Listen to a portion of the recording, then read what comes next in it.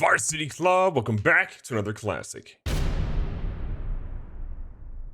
Hey, quick little heads up before we jump into the video. I just want to remind you guys, if you're on Twitter, Instagram, Twitch, or whatever, GoodGameBro, look me up. You can go ahead and follow me there. And I just dropped new merch at store.goodgamebro.com.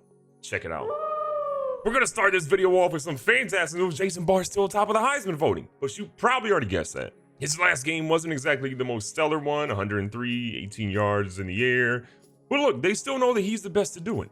And speaking of the best to do it, the college football playoffs still don't think we're the best. How dare they? Right now, Clemson is sitting in the top spot with us still sitting comfortably at number 2. UNC went from 4 to 3. Florida State jumped from 12 to 4 over a big victory over Georgia, who I believe was in the top 6 last week. But they play Clemson this week, so that'll be an interesting matchup. You have Miami at 5. Michigan goes from 10 to 6 as well with a big win over Michigan State, though that doesn't really give me a ton of confidence in them. But I said they'd probably be back up here. Georgia, again, fell from 6 to 10. You see LSU fall from 5 to 12 with that loss to Bama at that point. Bama is now jumping up all the way to number 21, number 22 in the coaches poll. And then rounding out your top 25 is going to be UTEP, Tennessee, and UAB. The award semifinalists has just dropped. The list is going to be interesting to see who's out there. And the Maxwell, Jason Barr is leading for that as well as obviously the Heisman. He's up for the Walter Camp as well. The Bednarik is going to have Mike Hemphill. I'm not really surprised. He's the number 1 spot. But numbers 3 through 6 are all on our team. This has been a stellar year for our defense. Mostly our corners. You see a lot of defensive backs out there. We have Josh Cole, middle linebacker, and then Mark Mullins there, defensive line. The Nagurski is going to be up for Mullins, who is leading the nation in sacks right now with 14. More on him in a second. The O'Brien, we have no one because we've had a lot of quarterback problems this year in terms of injuries. The Walker, again, Jason Barr. The Bolitnikoff, we don't have anyone there. I feel like if Tom Baker hadn't gotten injured, we'd be seeing him in that spot. The Mackey, put some respect on Jared Gold's name. The Outland, no one. The Remington, no one. The Lombardi, we got Mark Mullins, and we have Mr. Jamal Patterson down there at number 9. The best linebacker, we have Josh Cole. And down at the bottom as well, we have Stephen Lowe at number 10, and then Cole at number 2. So he's still in that conversation. And then the Thorpe, again, Hemphill, Fowler, and Hall. 3 out of your top 4 players are from our team. Love to see that. The Groves, Hancock is making his way in there for the first time at number 5. And then the guy, we have our guy, Michael Barnes. Okay, we punt sometimes, sitting there at number 2. And best returner, one day we'll have somebody there. It's just a lot of our really good players we don't want to sacrifice, so they're chilling. Now, things are getting spicy on the recruiting trail. Vanderbilt is taking the lead over us right now for Dominique Mauger, who we're really interested in. They went up 1,410 points. I think we maybe still have a chance, but it's going to be a tough couple of weeks with us being down roughly 500 points for him. Okoye Jr., we're still sitting in a really good spot, but again, Penn State's only down 5 points now. They've moved up 250 points. They're putting a full court press on him, so we're probably going to lose him, which is going to be terrible. Craig Norris, we're also losing on him. I just don't understand what's happening to our team and how we're getting out recruited like this, but they had their obviously visit last week, so again, we'll make a play for him, but it's going to be dicey for him, Mauger, and Okoye, who are our top 3 guys. Now, I have been doing a ton of scouting, and one dude that we found is a plus 12 overall, a diamond. Darius Bush is a center who is a 60 overall. I thought he had a really good squat and bench press, so we checked him out.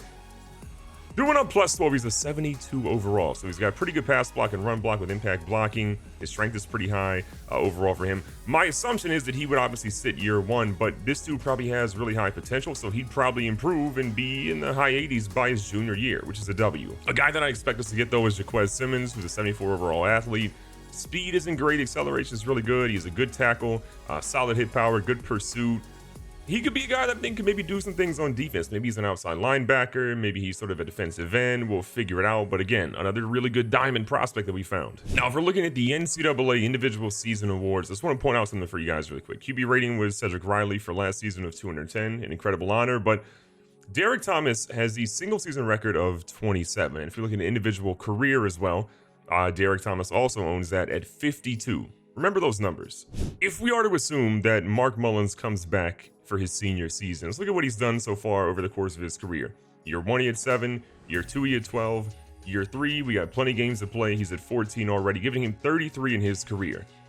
He's literally 20 away from owning that record of his own right. So if he continues having a really good year this season, that record's probably his next year. And as a reminder as well, Mike Hemphill has 7 interceptions in the season, 1 more, and he gets the single season record at Cascade Valley, owning it all to his own right.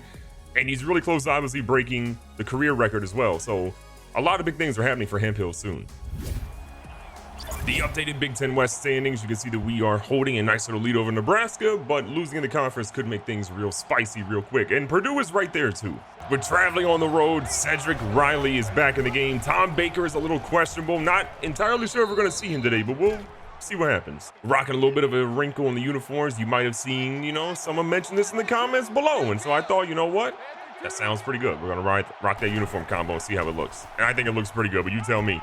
Right across the middle, Jeremy Willis looking for a block. Doesn't get the block, but he gets the fumble, which luckily goes out of bounds. Dear God, and we get 17 yards. But as you can probably tell from the receiver corps, Tom Baker is not going to be playing unless we need him for drastic measures because somebody gets injured or someone's hurt or something of that nature. But I wouldn't expect to see him, and we're trying to just get rid of the ball with Riley. He takes a big bad hit. Riley back here again with Barr.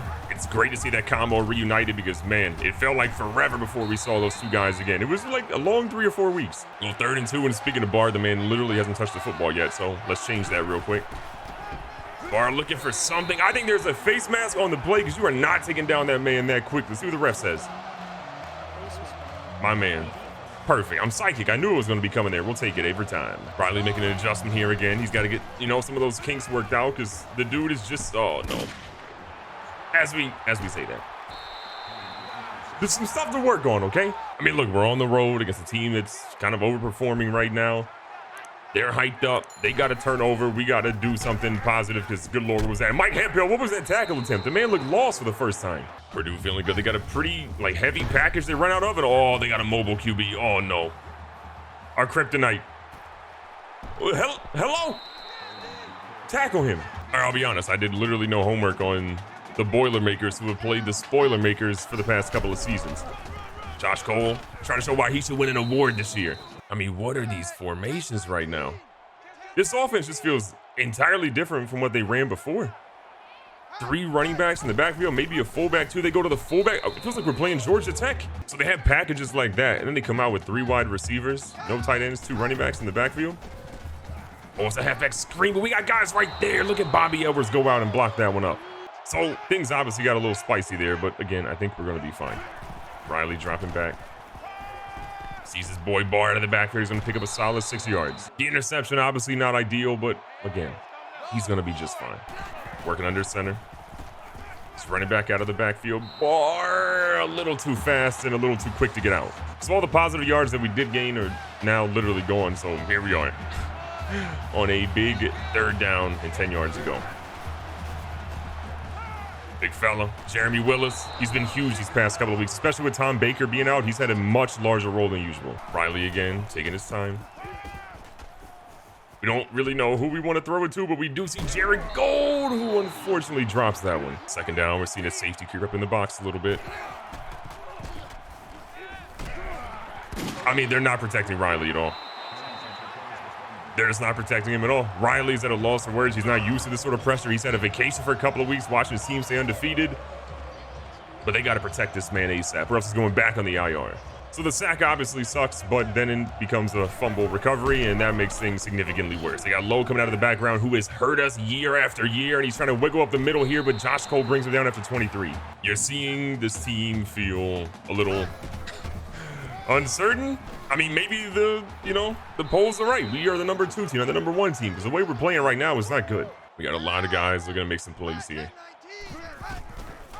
QB's going to keep this one. Jamal Bowling gets to the edge. Walt nearly has him. Cole does, but he still gets in the end zone. Bowling right now is looking like he should be on the Heisman list. We're on the road. We got guys getting back in the lineup. Some people are just playing a little bit nervous. I think we're going to be fine. But we got to let our playmakers do what our playmakers do best, and that is make those plays. Jason Barr really hasn't had the ball nearly enough so far. We should be giving him the ball a whole lot more, especially here in the snow. And we're letting him sort of get active right now. A great little cut back there. Picks up what looks to be about 9. This might have to be one of those games where Jason Barr just drags us across the finish line with a W. Barr up the middle here. Gets that 1st down conversion. 1st and 10 again. Riley quick to make those adjustments. Riley scrambling a little bit. Riley turns up, and he does pick up 4. 2nd and 6. Riley under center. Throws one to Roth, who is leaking, and Roth is going to make some big plays to get 26 yards out of that. That's honestly a great throw by Cedric Riley, just really trusting his receiver and seeing that he's got a step on him. He knows he can make that throw, believes in himself, but believes in his receiver a little bit more. Jason Barr from the middle picks up 9 more yards. Big opportunity here, 2nd and 1. Stewart out of the backfield, cuts up a little bit, runs a guy over, and they're going to drag him down, but he does get the first. It's been an ugly game. We are struggling to get the ball down the field, but you know what? We will take anything that's productive for our squad. Sees a guy in the corner. It's gold, and he toe taps it. That man's going to be in the NFL someday. He's going to get paid handsomely. I can promise you that. We needed to answer back. You know, this game's got plenty of time in it, but you needed to come out there and show that we are not done. We're not going to let Purdue just bully us around right now on the football field. Bowling back in the center, 6,000 running backs in the backfield within this time. First quarter's winding down. I swear this is Georgia Tech's offense. Like, maybe their coach went there because this is getting a little spicy. We're honestly just pinching the line, and we're press covering pretty much nonstop. I don't know who is going to be doing anything on their team, but you know what? I like our chances of blitz here. Are you kidding me, Doug Hall? Cover a running back. You can do that. One of the biggest mistakes a corner can make is getting the rise in the backfield, watching the quarterback a little bit too much, and all of a sudden losing track of their man. And that's exactly what Doug Hall did there, and it's why he got burnt by a running back. Again, they've been run heavy, but they've shown they can pass a little bit too. Little halfback toss here. Cole and company trying to bring him down, and we get Keller down after 2. The whole time they lined up for a third down conversion, didn't really work out their way. So we're going to see what happens here. We're blitzing. We got a guy there. No shot. Mike Hemphill got burnt. That rarely ever happens. Mike Hemphill got absolutely manhandled immediately off the line. That is so rare. He's got a pretty good press rating, and he's just been such a monster corner for us every single game. And Jamal Bowling is turning up right now. We've had some great games against Purdue, but we've also blown out Purdue a time or two as well. And I feel like Jamal Bowling is trying his best to enact revenge for all those guys, those juniors and seniors that have moved on. Second down, 9 yards to go. Riley feels the pressure. He's scrambling around, doesn't really know what to do. He takes a hit, but he gets out of bounds after 2. We're 2 for 2 on third down conversions, trying to obviously make that 3 for 3 here. They see Barr, but can they catch Barr? The answer is yes. They actually get him. If he probably stays straight, he's good, but we cut to the left, and you saw what happened. A really tough game for us so far. We're playing possibly for a pass, but we just got to watch this read option and look at our guys get in the backfield. What a stop. Again, we're just watching what these guys are going to do. We got a lot of guys ready in the box trying to fill some gaps, and Hemphill makes up for getting burned earlier with a big hit. Our goal right now is to make them have to pass the football. I feel so much better if they're passing it than trying to stop Jamal Bowling on the ground, because that dude has torched us a lot today.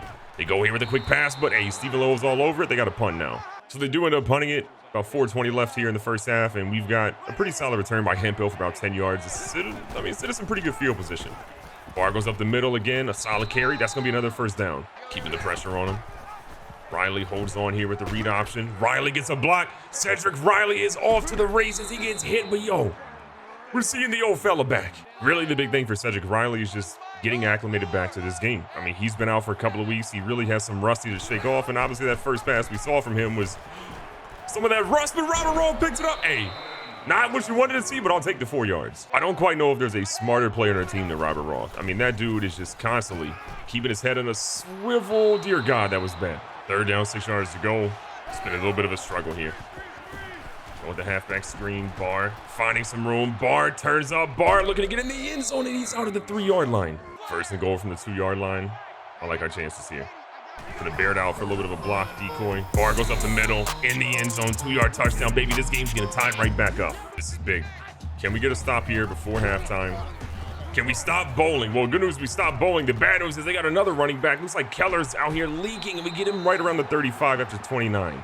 Bowling is absolutely falling down on that play and just gets rid of it.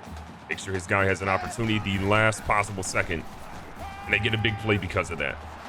And now they got all the momentum. This is going to be a crazy game. 2nd and 7. Bowling going right back at it with a quick snap. They pitch it out this time, but we got Stephen Lowe, who's not going to make the tackle. Chris Bass misses. John Hall does pick him up, but again, 12 more yards for Purdue. The fans in Purdue Stadium know this is a game they can absolutely win against the #1 team in the nation. They have an opportunity to make a big play, and when their quarterback is shrugging off our guys like that, he pitches it backwards. We got 2 guys chasing it. Moses, big fella. We might have a big guy touchdown. Mario Moses! Are you kidding me? Are you kidding me? Jamal Bowling has done everything right. But it looks like he actually got hurt in that play. I don't know if he wanted to pitch that one entirely or what happened, but they got another guy in, and this dude's out here slinging it. It's Blake Washington getting on the 18-yard grab. So that's Brian Kaplan that came in. Looks like Bowling has back spasms. He'll be back soon, but this is another guy we got to figure out his tendencies, and apparently he wants to throw it to our guys in the sideline. Let's see what we can do here against the backup QB. They throw another one. It's an out route, and Walton's all over it. 3rd and 4, making sure Hall's lining up properly.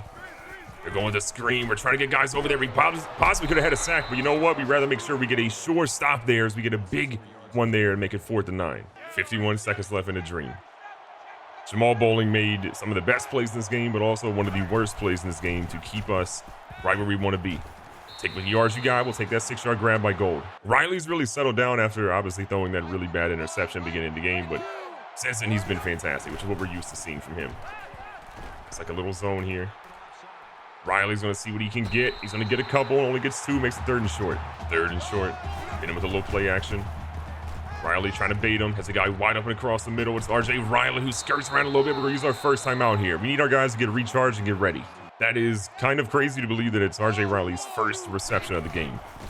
This doesn't feel real.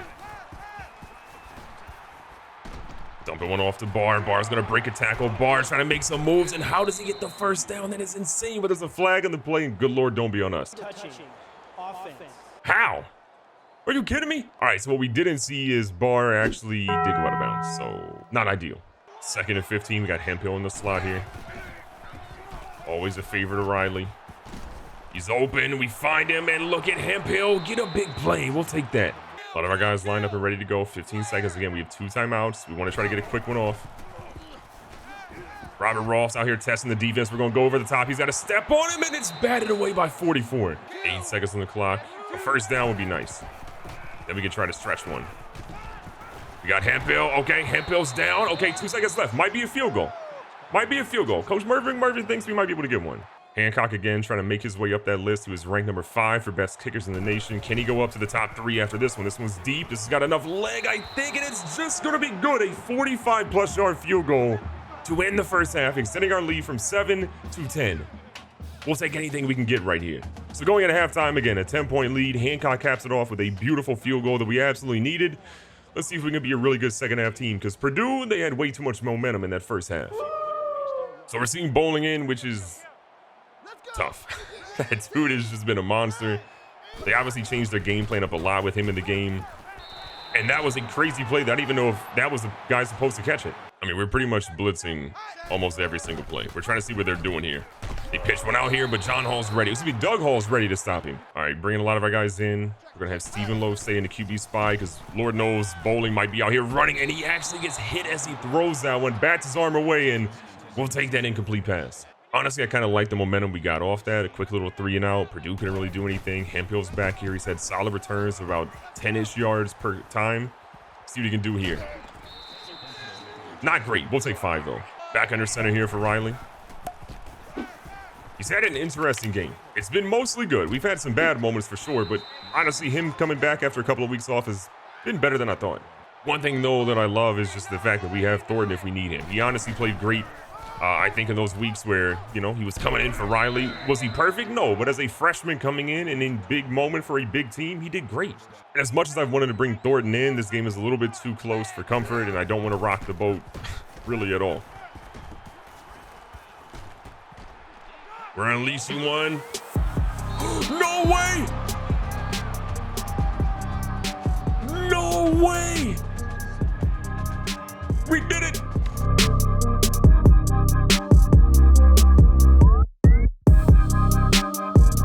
Play was literally Cedric Riley saying, you know what? Screw it. RJ Riley's down there somewhere.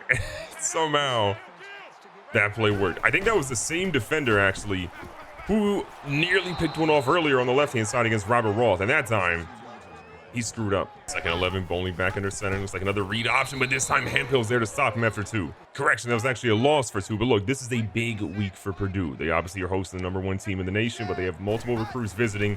They know if they could somehow find a way to get this victory, it is monumental for their program, not just for today, but for the future and those recruits. But it really feels like that injury to Bowling for that drive, it was literally one drive, is what has sort of derailed them right now. They had an opportunity.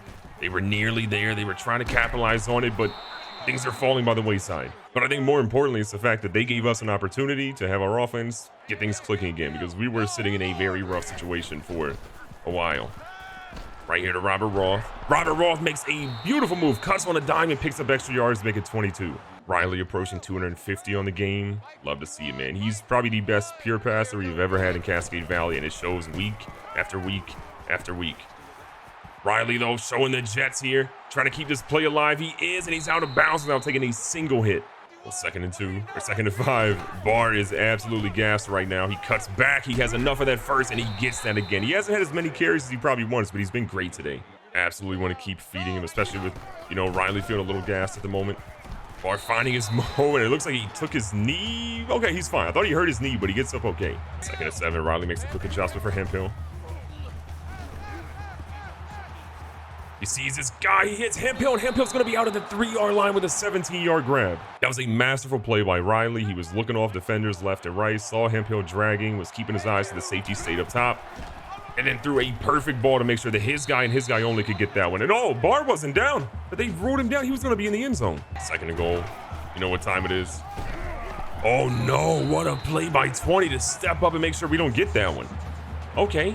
The success rate that we've had in the halfback toss is just historical across the program, I think. And to not have that go in is wild. Oh no, the same spot we thought we had. It was a defender, and all of a sudden, okay. Purdue's not quite out of it yet. A little miscommunication there. The route that we thought was being run was a little bit deeper than we thought, and yeah, we suffered because of it. A lot of pressure here. A lot of guys trying to get to Bowling. This dude is crafty. He's breaking every tackle, but Chris Bass gets him, but he still gets one. How many tackles did he break?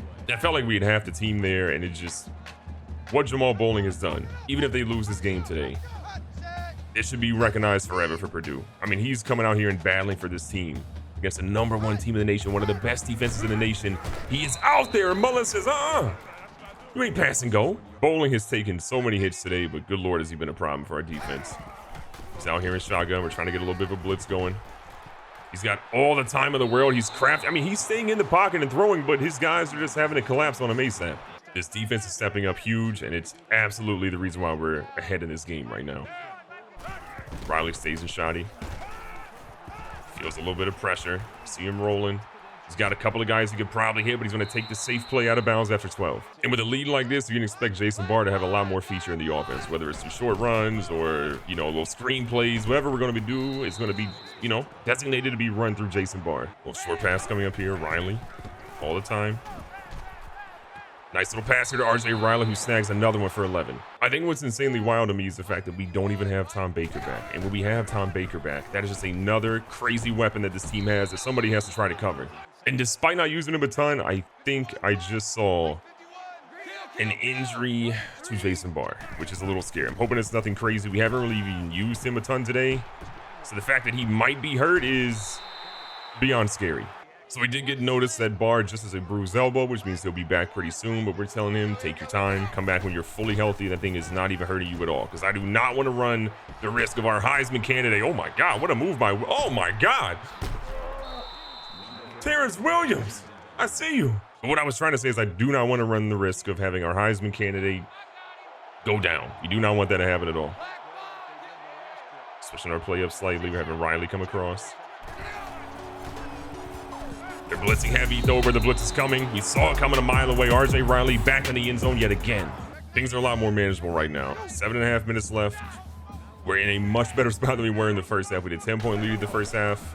We're absolutely doing significantly better since, and what an absolute dot by Bowling to get a Charles Thomas 17 yards. I mean, he's run all over us for 2 touchdowns. He's thrown for about 100 yards so far today. His offensive line has just helped him at times, but absolutely hung him out for dry other times. And now he's got Bobby Edwards chasing him. Moses could have had another fumble recovery, but instead it's just going to be a sack for a loss of 8.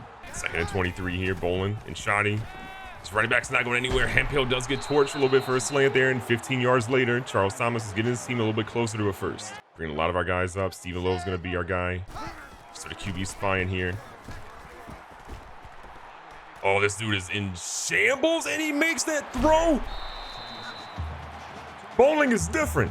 Like, I know we've had some guys do some stuff, but player of the game is Robert Bowling. I mean, Jamal Bowling. Like, there's no one else in this field that deserves player of the game more than that guy does. He has single-handedly kept his team in the game, and I don't understand how he's making these plays. He is genuinely throwing guys open. Like, these dudes are not open, but he's like, hey, man, you got to be down there somewhere. Let me get you the ball real quick. And I respect that. Putting the pressure on him again. He's going to throw Garrett open, and Garrett's down to the 10. We have been blitzing a lot, expecting runs, but we're going to have a little bit more safety help over here this time. They go back to the run, which has been massive for them today, but Dwayne Cole steps up and says, not today, you're going for nothing. Big play here, 2nd and 10. Low watching the running back out of the backfield. It's immediately where Bowling's going to go. We're going to try to get him, and what a play. The resiliency, and he still doesn't get in. The defense was all over that, but Marshall Lowe was trying to get in as much as he could. 3rd down and 1. Do we keep him out of the end zone? Do they make a play right here? We're about to find out. Bowling under the center like you would imagine. They pitch it out to the wide receiver, and Lewis goes in completely untouched. Or the running back goes in completely untouched. Purdue's technically still in it. And as you can imagine, they're going for 2. I respect it. Honestly, I respect it. Can we get a stop here? That's the question. Bowling back under center. 1 running back immediately in the backfield. He pitches it out, and man, that's really difficult to stop. Jerome Cook goes in. They've cut the lead to 16 now. They're 2 touchdowns and 2 extra points away from being right back tied. This has been an insane game. We got our guy back, our Heisman candidate's back there. Let's see if we can finish out this game and get a big play to put this one away. Okay, they know what's coming.